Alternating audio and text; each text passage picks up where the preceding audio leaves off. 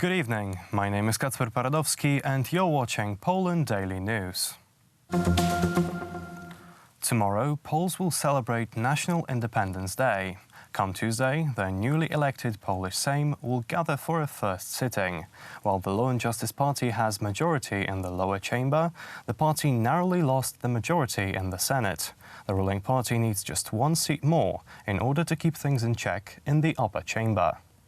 Not only did the opposition present a shared candidate for the higher chamber of the parliament, but also the entire presidium. The candidates for the deputy speakers of the Senate are Gabriela Morawska-Stanecka from the left, Bogdan Borusewicz from the Civic Platform. The candidates from the Polish People's Party, as well as a representative of the independent senators, will be announced by the party's leaders on Tuesday. The ruling Law and Justice Party still recommends the current speaker of the chamber, Stanisław Karczewski, to keep his position. We will be able to accept a scenario where a different candidate than Mr. Karczewski becomes the Speaker of the Senate, but we will not be able to accept the situation where we have no seats in the Chamber's presidium. Yesterday, the head of the Center of Strategic Analyses, Professor Waldemar Paruch, said that it's possible that the position of the new Minister of Sport will be offered to one of the opposition senators who now hold a slim majority in the higher chamber. This is political corruption, one way or another. The people vote for someone and they wouldn't want the representatives to change the political colors. Currently, the biggest club in the Senate is the Law and Justice Party with 48 senators. The Civic Coalition has 43, the Polish People's Party comes third with 3, and the Left with 2. Additionally, there are 4 independent senators. The first sitting of the Senate, during which the Speaker of the Chamber and other members of the Presidium will be appointed, will begin on Tuesday, November 12th at 4 p.m. The 96-year-old veteran of World War II and anti-communist resistance, General Tadeusz Bieńkowicz, has arrived to Warsaw today and received the hero's welcome at the central railway station of the nation's capital. The general will take part in tomorrow's celebrations of the 101st anniversary of regaining Polish independence. General Tadeusz Bieńkowicz is a living legend of the anti-communist underground. Dozens of people gathered to welcome him on the platform. Niech żyje, żyje nam, 100 lat, 100 lat, niech żyje, żyje nam. The nearly centenarian general was moved by the welcome. Dziękuję za przyjaźń, panie generale.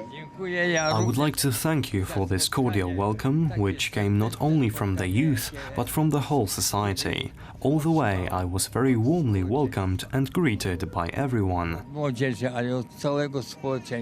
Tadeusz Bieńkowicz was born in Nowogródek in present-day Belarus. In 1939, as a teenager, he voluntarily joined Polish army. Later, he fought in underground units and was imprisoned and tortured by communists after the war. He left the communist prison in 1956 and still was persecuted for talking about the Katyn massacre and rejecting lies of Soviet propaganda. Last year, President Andrzej Duda promoted him to the rank of brigade general. On the eve of the 101st anniversary of regaining independence, hundreds of events dedicated to Independence Day took place throughout the country. One of them was the historical picnic at Castle Square in Warsaw. You are welcome to the Grudziądz Regiment of Cavalry.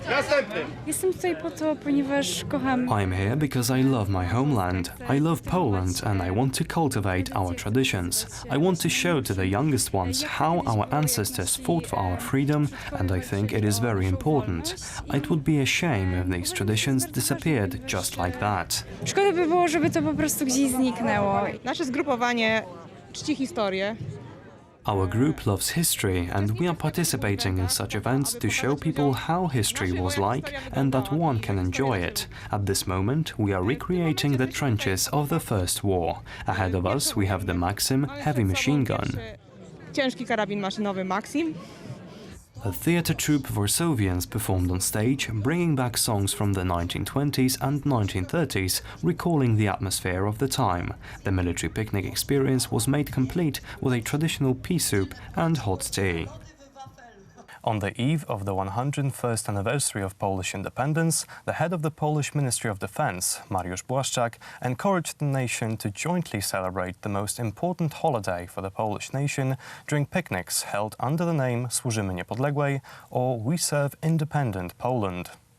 Independence is not eternal. This is why the Polish military stands on guard of our sovereignty, trains regularly, modernizes its equipment and cooperates with allies. Because of that, we can enjoy Poland.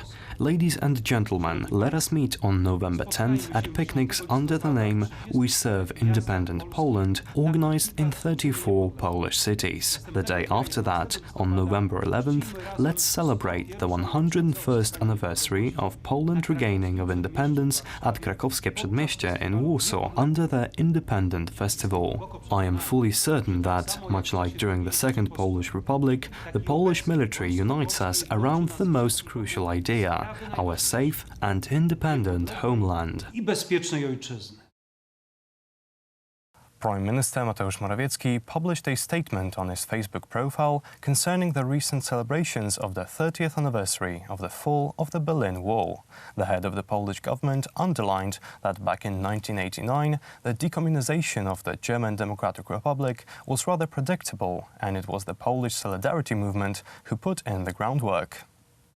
Communism wouldn't have fallen in Europe if not for what transpired in Poland in 1980. It is the Solidarity movement that started weakening the wall, also the Berlin Wall, which fell. Unfortunately, when in Poland political elites were congratulating themselves on the thick line policy and on the revolution without the revolution, the decommunization process took place in Germany. In the old East Germany, around 70% of communist-era prosecutors and judges were relieved of their duties. In our country, almost everyone was left untouched.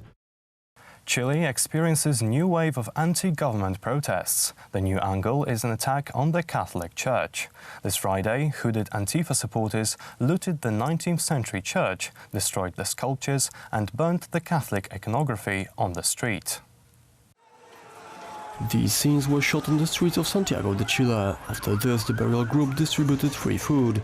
What raises the question is the lack of police on the streets, as well as the lack of Catholic activists who could prevent the church from being burned. That is all for tonight. Thank you for watching. Stay with us for Poland Daily Business. Good night.